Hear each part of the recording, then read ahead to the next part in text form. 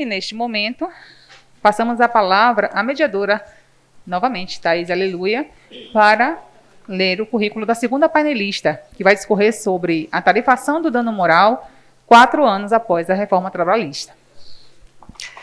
Seja bem-vinda, doutora Roberta Correia de Araújo. A doutora Roberta é juíza do trabalho, titulada da 14ª Vara do Trabalho do Recife, TRT da 6ª Região. É mestre e doutora em Direito pela Universidade Federal de Pernambuco, coordenadora do curso de Direito da FOCA, Faculdade de Olinda, professora de graduação e pós-graduação nas áreas de Direito do Trabalho, Direito Processual do Trabalho e Direito Constitucional e Teoria Geral do Estado. Ocupa a cadeira número 46 da Academia Pernambucana de Letras Jurídicas e é membro fundador da Academia Brasileira de Ciências Criminais. Pesquisadora líder do grupo de pesquisa Direito e os Conflitos Oriundos da Pós-Modernidade da Universidade de Pernambuco e do grupo de pesquisa Jurisdição e Processos Constitucionais na América Latina, Análise Comparada da Universidade Federal de Pernambuco, autora de obras e artigos jurídicos. Seja bem-vinda, doutora Roberta, já estamos ansiosos aí para ouvi-la.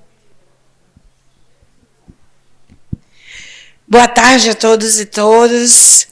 Quero dizer da minha grande alegria de estar de volta aqui, né? Estivemos juntos aí em alguns eventos de modo presencial. No último evento que eu participei foi também num encontro, né, da Semana Institucional.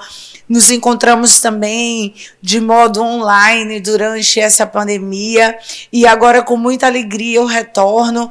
Estou revendo aqui alguns colegas queridos e colegas, não vou nem nominar para não deixar passar nenhum nome. Também não estou conseguindo ver muito bem, porque a cada dia minha miopia piora, então está um pouco embaçado, mas eu quero agradecer o convite da Escola Judicial, dessa oportunidade tão boa de estar nessa terra maravilhosa e para falar de um tema tão inquietante como é o da responsabilidade civil. Na verdade, em razão do nosso tema, eu fiz até um rascunhozinho aqui para a gente não se perder no tempo, mas a responsabilidade civil é, de fato, um dos fenômenos jurídicos sociais mais relevantes desse momento atual. Nós temos, contudo, uma percepção de ser um tema que apresenta grandes complexidades, que vão desde a difícil tarefa da sua conceituação, da sua configuração, à sua função e à sua quantificação.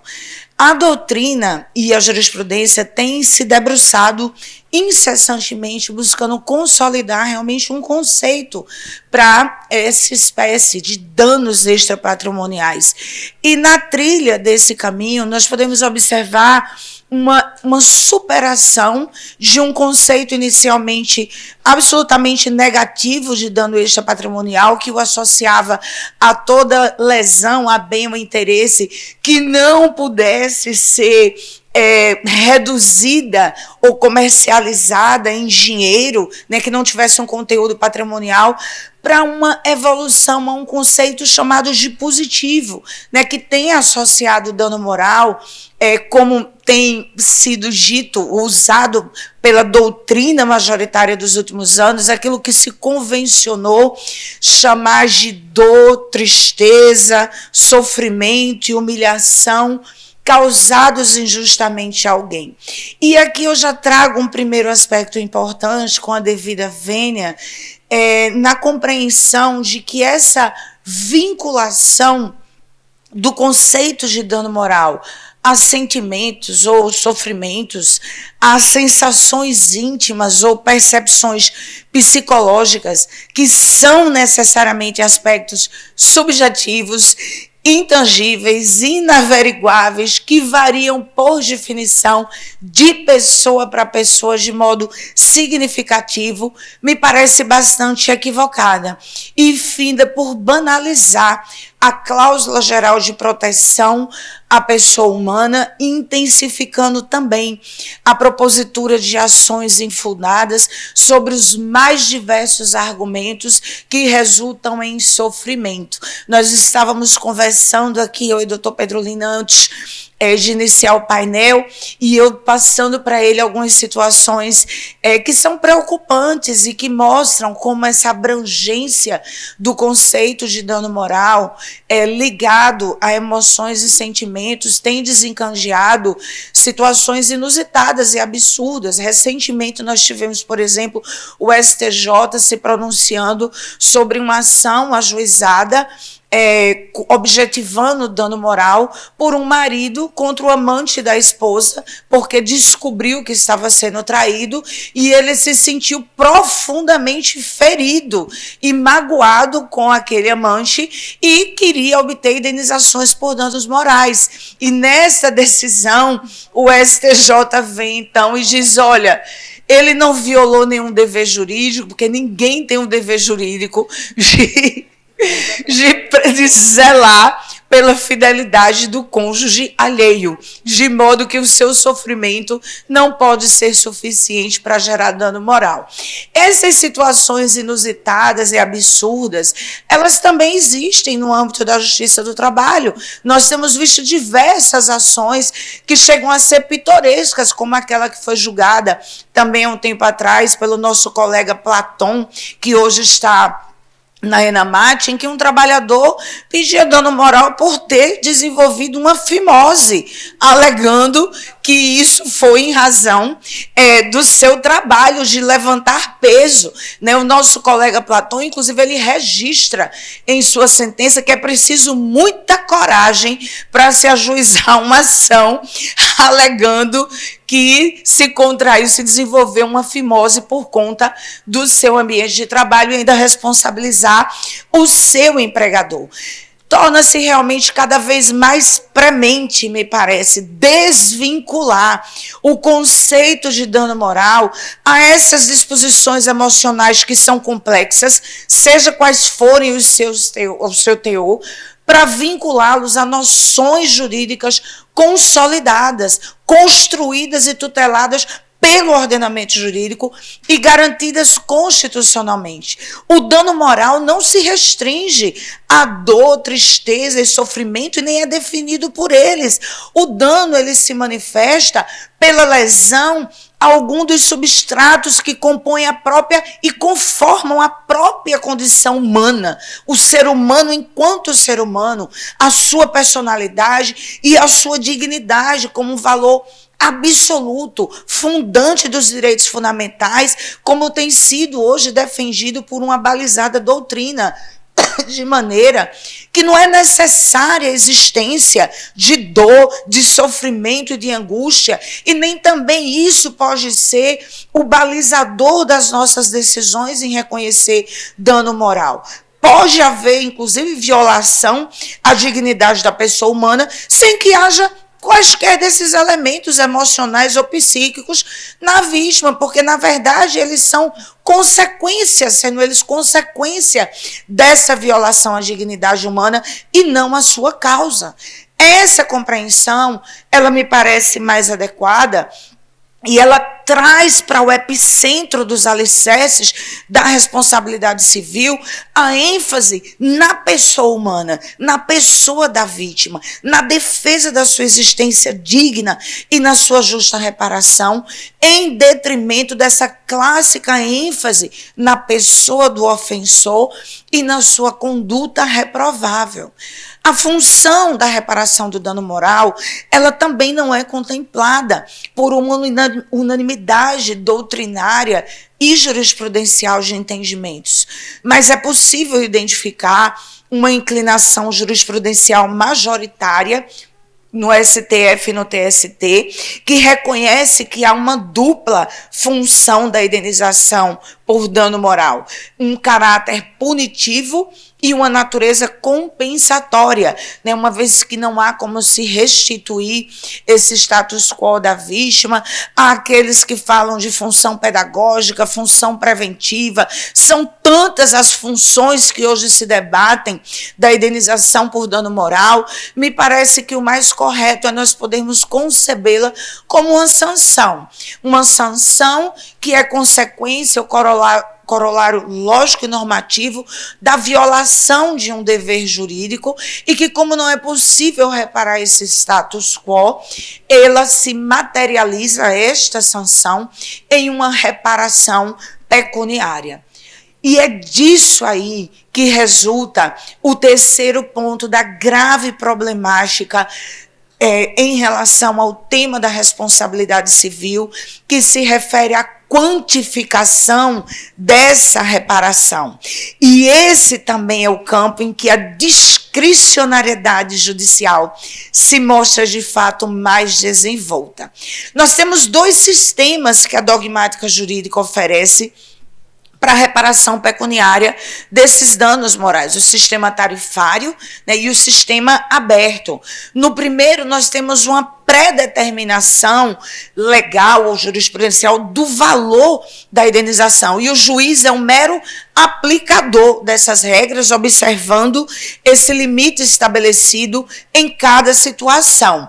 Já no sistema aberto, nós não temos essa pré-determinação de valores. Atribui-se ao juiz a competência para, através da sua discricionariedade e bom senso, fixar esse enquanto, né, subjetivamente correspondente a essa reparação da lesão.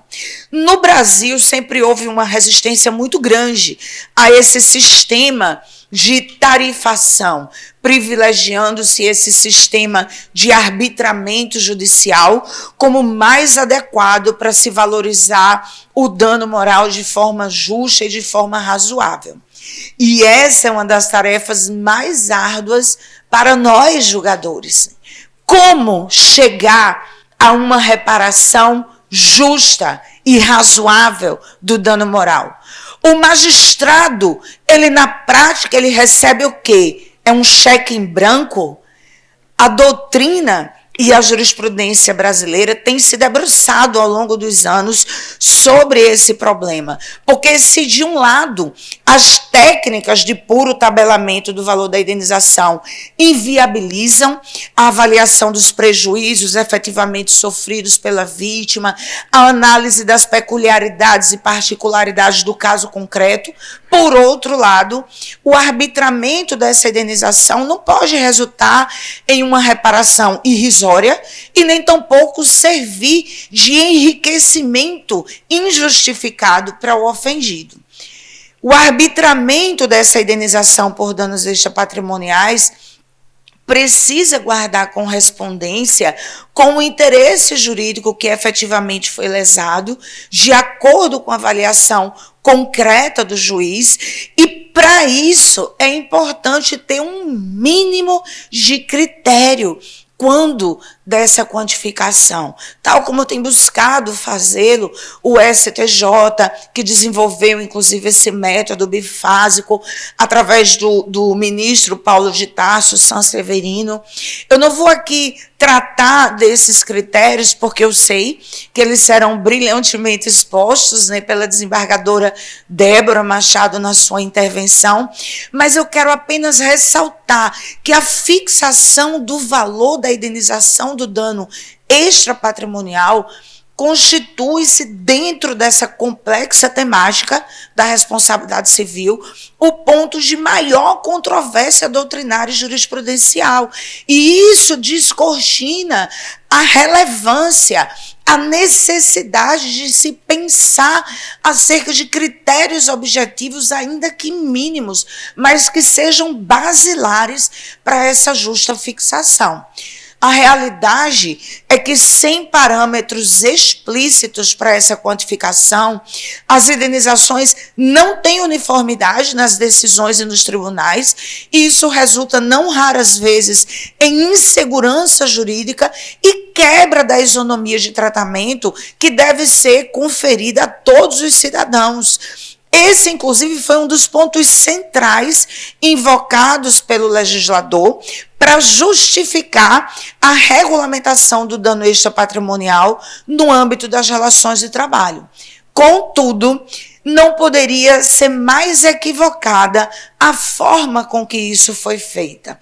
Primeiro, porque sobressai com nitidez que a intenção do legislador não foi oferecer respostas ou soluções para os complexos problemas que envolvem o tema da responsabilidade civil no Brasil, seja no que diz respeito à sua amplitude conceitual, à multiplicidade de espécies de dano, à função do dano e nem tampouco à sua quantificação, como eu fiz questão de previamente assinalar, postos como problemas e dilemas do tema da responsabilidade civil.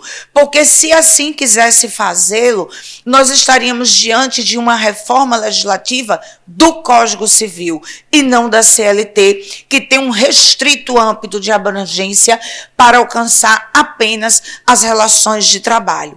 Então, o que se buscou, em verdade, foi mitigar os impactos financeiros do grave problema do dano moral em si, perversamente naturalizado nas relações de trabalho no Brasil e que acaba reduzindo o ser humano que produz a um mero fator coisificado da produção. A reparação pelos chamados danos extrapatrimoniais é, de fato, um dos temas mais frequentes no judiciário brasileiro. Uma simples pesquisa que você faça no ranking dos assuntos mais recorrentes da Justiça do Trabalho nos deixa observar que esse pedido de dano moral, ele passou a ser recorrente nos últimos anos nas ações trabalhistas, estando presente em mais de 690 mil processos, que somam em torno de 73 bilhões envolvidos em pedidos perante a Justiça do Trabalho. O relatório Justiça em Números do CNJ de 2021 nos mostra que a indenização por danos morais é e foi, só em 2021, o quinto assunto mais demandado na Justiça do Trabalho.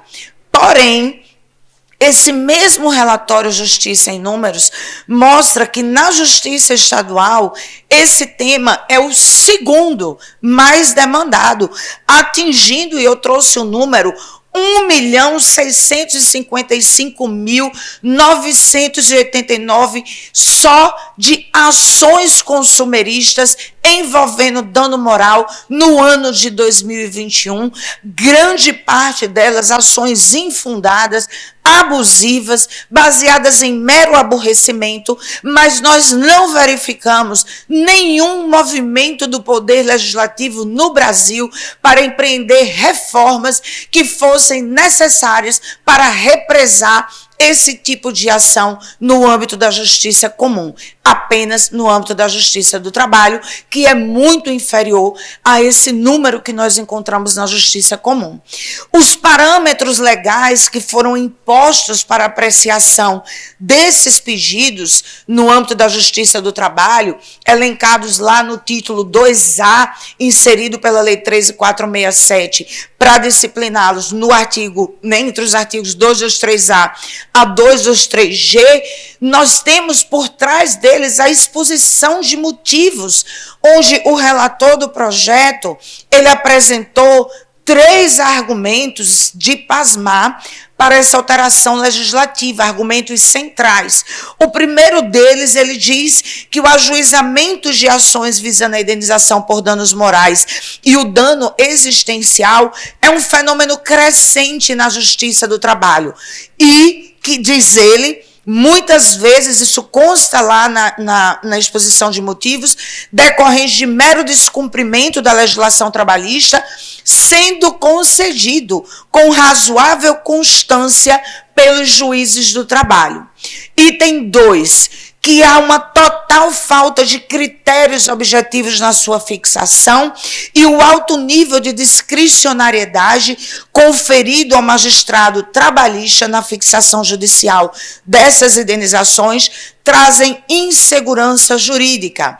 E argumento 3, que não raras vezes são fixadas indenizações díspares para lesões similares em vítimas diferentes, desconsiderando a capacidade econômica do ofensor, e diz o relator, situação que se mostra agravada na medida em que ações de prepostos podem gerar valores que dificultem ou mesmo inviabilizem a continuidade do estabelecimento.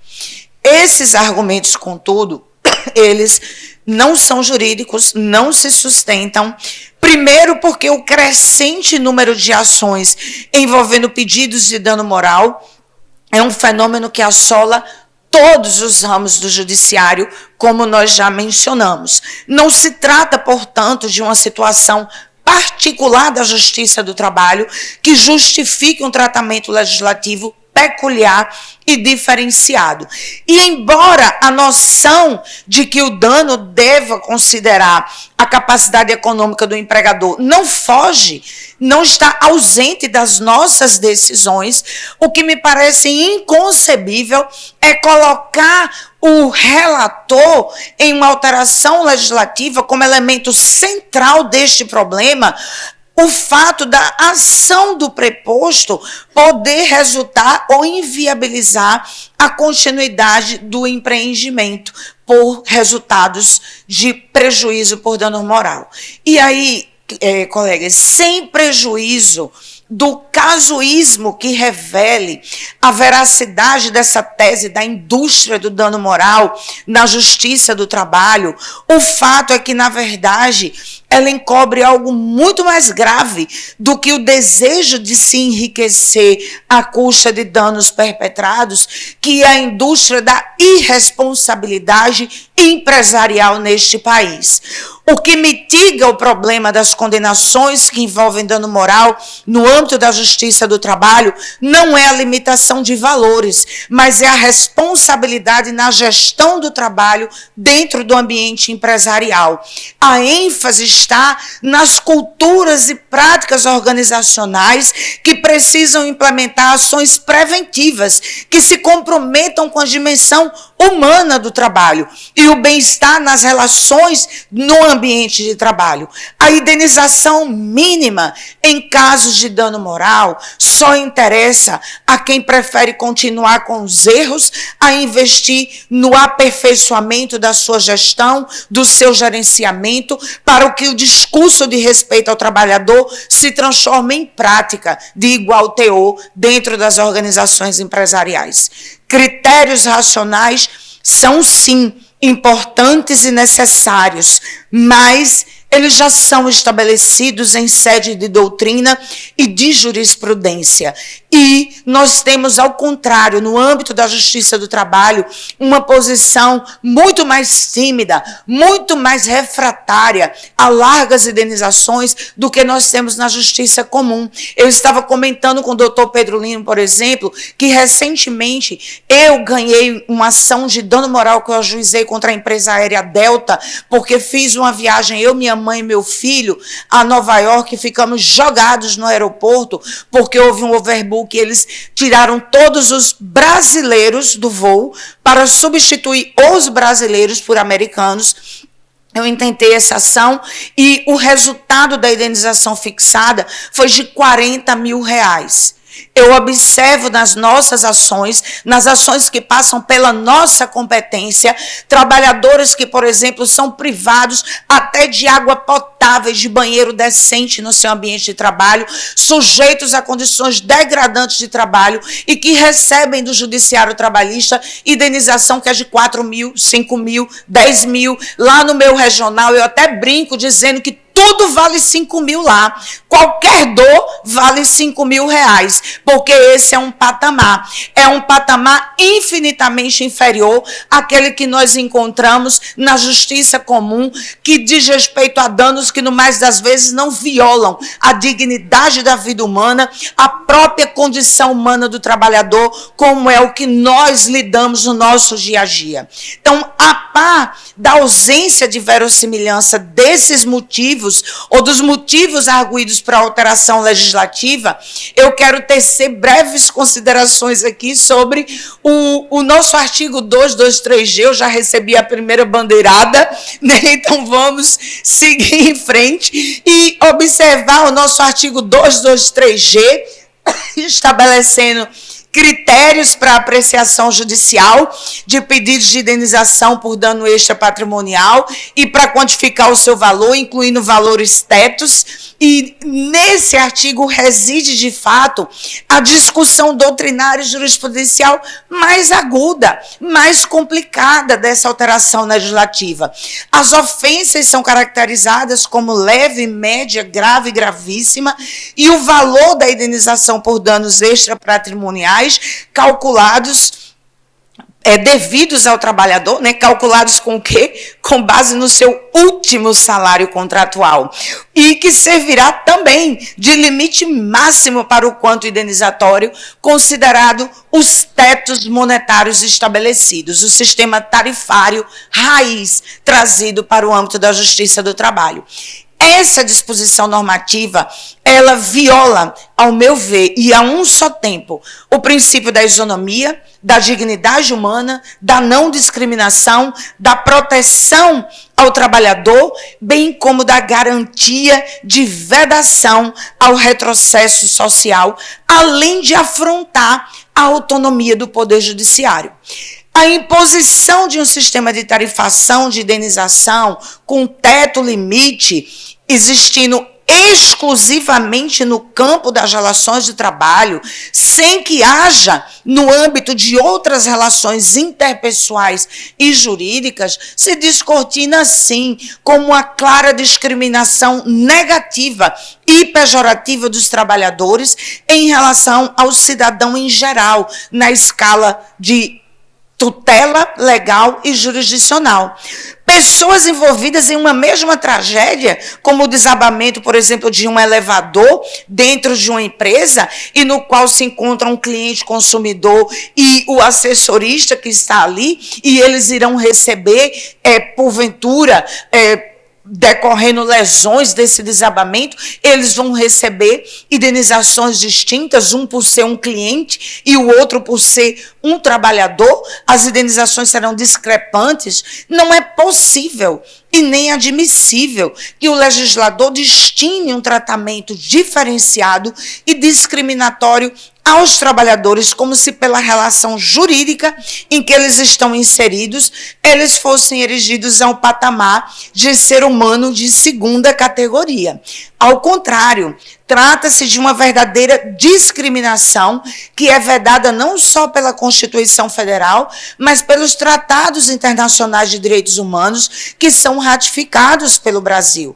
Por outro lado, vincular os parâmetros indenizatórios ao salário do ofendido representa de maneira mais evidente ainda a violação ao princípio da isonomia, propiciando situações esdrúxulas de iniquidade em que trabalhadores vítimas de um mesmo fato lesivo poderão receber indenizações significativamente discrepantes.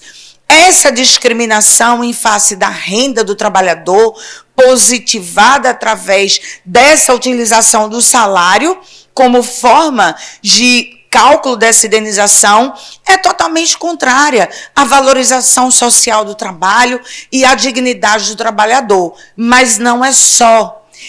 A realidade que se constrói a partir dessa discriminação econômica, ela se converte em múltiplos fatores de subjugação ou discriminação, se nós a enxergarmos sob uma necessária perspectiva interseccional, que reconheça que há diferença entre as diferenças, porque a realidade da classe trabalhadora pode ser diferenciada sim, em razão de outros recortes, como o recorte racial e o recorte de gênero, que expõe vulnerabilidades ainda muito mais pujantes. É fato que no Brasil e em outros países do mundo, as mulheres invariavelmente recebem salários menores do que dos homens e exercem, mesmo quando exercem a mesma função, e elas ainda são minoritárias nos cargos de gestão que elas ocupam. Esse cenário ele é ainda mais acentuado quando nós observamos as mulheres negras, que recebem salário ainda menores do que as mulheres brancas, seja no caso em que possuam a mesma escolaridade, seja porque sequer têm acesso às mesmas oportunidades e condições de ensino e de educação que as mulheres brancas desse país têm. Então, nós estamos diante de uma realidade em que a vida, a integridade física, psíquica, a honra, a dignidade da mulher trabalhadora podem valer, portanto, menos do que a do seu colega de sexo masculino, e a ela poderá ser destinada uma indenização por dano extra patrimonial ainda maior, mesmo que vítima do mesmo fato lesivo, em decorrência da sua raça, em decorrência do seu gênero. E esta mulher valerá ainda menos se ela for uma mulher preta. Desta forma, nós inferimos de modo muito claro que se a tutela estatal da condição humana do trabalhador é posta em um patamar inferior ao dos demais cidadãos, muito mais inferior ainda estará o patamar em que será inserida a mulher trabalhadora e a trabalhadora preta deste país.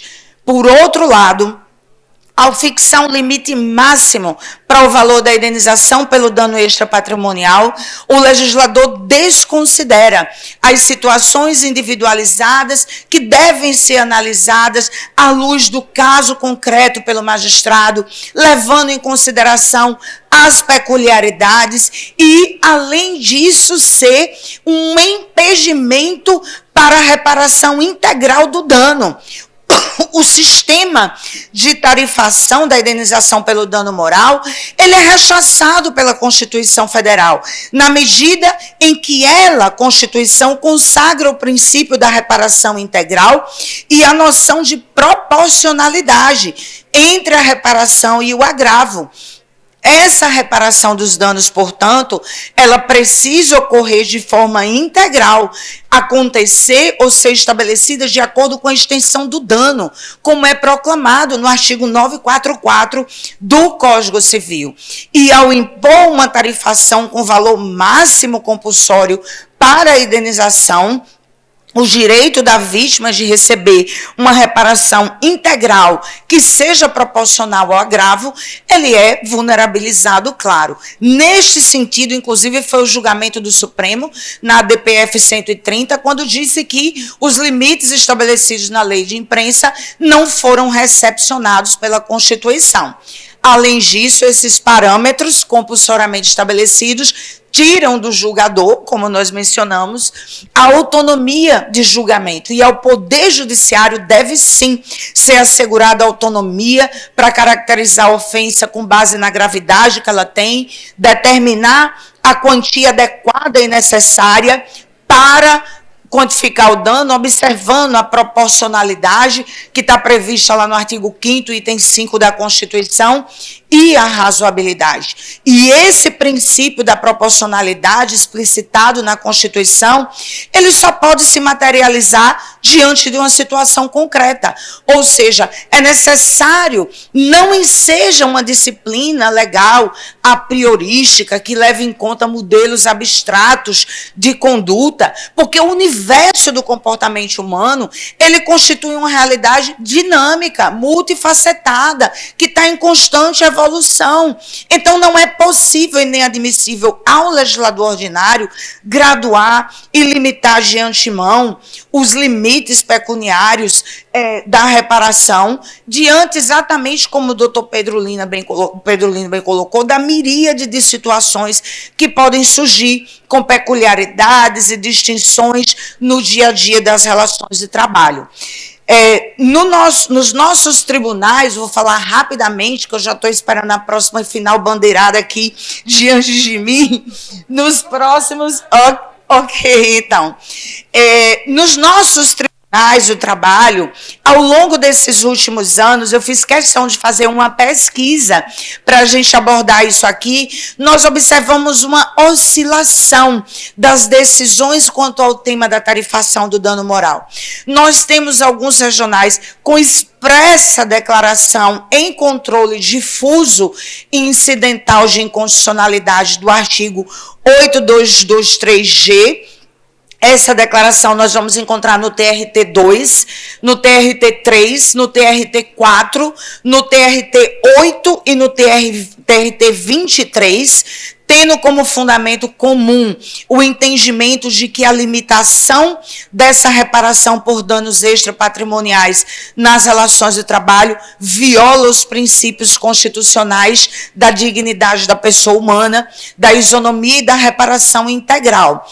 No TRT7, nós temos uma arguição de inconstitucionalidade que foi acolhida, remetida para o plenário, mas ainda não tem julgamento. E nos demais tribunais, nos nossos demais regionais, inclusive no meu, nós observamos uma oscilação do tema, que vai desde aqueles tribunais que afirmam a constitucionalidade, uma afirmação peremptória de constitucionalidade desse sistema de tarifação, e outros que tem decidido conforme esses parâmetros e abatido decisões que, porventura, desrespeitem esses parâmetros. No TST, examinando os julgados das turmas, com exceção da 4ª turma, que já validou a constitucionalidade desse artigo 223 da CLT, nós observamos um silêncio quanto ao tema.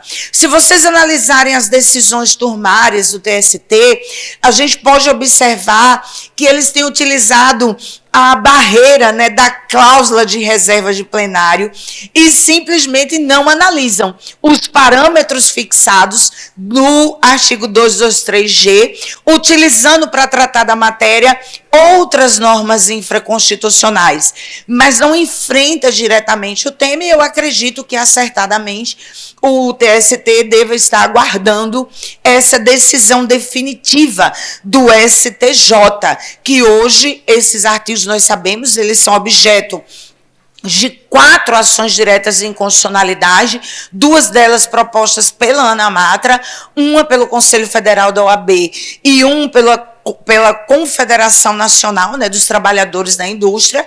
Houve o início do julgamento conjunto, estávamos todos na expectativa, no dia 27 de outubro de 2021, mas ele findou suspenso por causa do pedido de vistas do ministro Nunes Marques, mas é possível a gente tentar antever a decisão que o STF vai tomar, primeiro a partir da sua própria jurisprudência e segundo por conta do voto adiantado do relator, o ministro Gilmar Mendes, em que ele fixou ali já em relação a essas alterações. A primeira coisa que ele fixou no seu voto foi que a redação do 223A e o 223B não exclui o direito à reparação por dano moral indireto, né, o chamado dano em ricochete, que deve ser aplicado nos termos da legislação civil.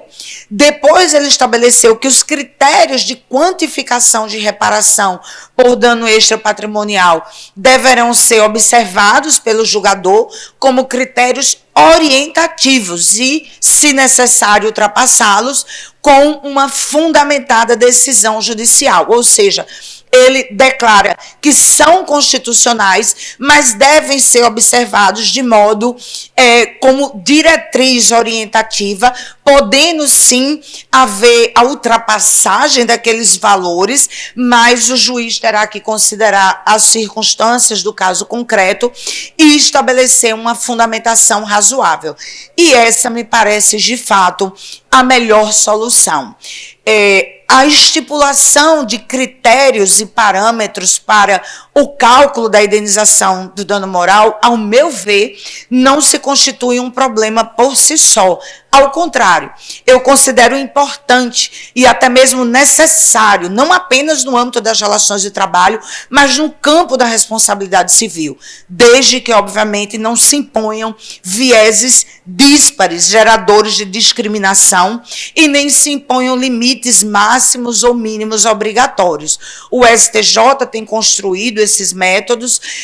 Eu posso citar aqui, já finalizando, no Rio Grande do Sul, gente, foi desenvolvida uma ferramenta pela Comissão de Inovação, a InovaJudes, e pela Escola Superior da Magistratura, em parceria com a PUC, de lá do Rio Grande do Sul, chamada Tabela de Parâmetros do Dano Moral, utilizada pelos juízes e desembargadores gaúchos, com o objetivo de auxiliar os magistrados na tomada de decisões. A procura é feita por palavras-chave. Em lista são apresentados os julgamentos com o número do processo, ementa, as peculiaridades do caso e os valores que têm sido aplicados pelo tribunal naquelas situações. Trata-se de uma ferramenta que facilita a busca de parâmetros objetivos e da jurisprudência para dar maior visibilidade no arbitramento desses danos e que permite uma melhor estabilidade e uniformidade da jurisprudência. Seria muito interessante que os nossos tribunais desenvolvessem ferramentas desse tipo para trazer um norte, uma maior uniformidade e estabilidade dessas decisões que fixam indenização. E começo, então, passo a concluir, reafirmando que a busca de parâmetros, ela sempre opera em favor da segurança jurídica e contra a desproporcionalidade, além de afastar a disparidade. A importância desse tema da responsabilidade civil na atualidade exige, sim, que nós tenhamos critérios objetivos, que nós tenhamos critérios ou que possamos edificá-lo como uma categoria teórica que seja elaborada o suficiente para demarcar as numerosas especificidades que nós temos desse instituto. Nesse ambiente constitucional em que nós vivemos, o dano ou a reparação do dano moral corresponde não a qualquer sofrimento, mas à contrapartida do princípio da dignidade humana. Ele é o reverso da medalha. Quando a dignidade é ofendida, há que se reparar o dano injustamente sofrido. E todos os seres humanos, independente da sua condição, inclusive financeira, são dotados de igual dignidade e precisam ter igual proteção do Estado. E é por isso que o nosso ordenamento, ele precisa conceder ao juiz ampla liberdade para essa fixação, mas é necessário que nós tenhamos critérios objetivos estabelecidos pela doutrina e pela jurisprudência que possa nortear o Poder Judiciário. Não se trata de inventar nem descobrir fórmulas ou equações que possam ser aplicadas em todos os casos, mas de encontrar meios de individualizar adequadamente os danos sofridos e sopesá-los em relação às condições da vítima, da situação ali envolvida. E, sobretudo, que esses critérios eles sejam explicitados de modo a fundamentar adequadamente a nossa decisão e assim garantir o controle da racionalidade da sentença. Fundamentar não é dizer fixo com base na capacidade econômica do ofensor, com base no grau de culpa e deixo no valor tal. Isso não é fundamental, é preciso a explicitação e individualização dos nossos motivos, porque essa é a linha que separa o arbitramento da arbitrariedade. E enquanto nós não tivemos um julgamento ou do Supremo Tribunal Federal ou uma reformulação adequada ou fixação adequada desses parâmetros, nós, como Judiciário Trabalhista, precisamos seguir na direção da reafirmação do conceito de dignidade humana como fundamento do dano moral, recolocando o trabalhador no centro do direito do trabalho, atribuindo às suas normas sentido e finalidade voltadas para a proteção do serviço da pessoa humana. Enquanto nós não temos isso na lei e não temos isso construído de forma adequada, nós, nas nossas decisões, podemos seguir construindo essa realidade, parafraseando Peter Drucker, né, quando ele diz que a melhor maneira de prover o futuro é criá-lo. Muito obrigada.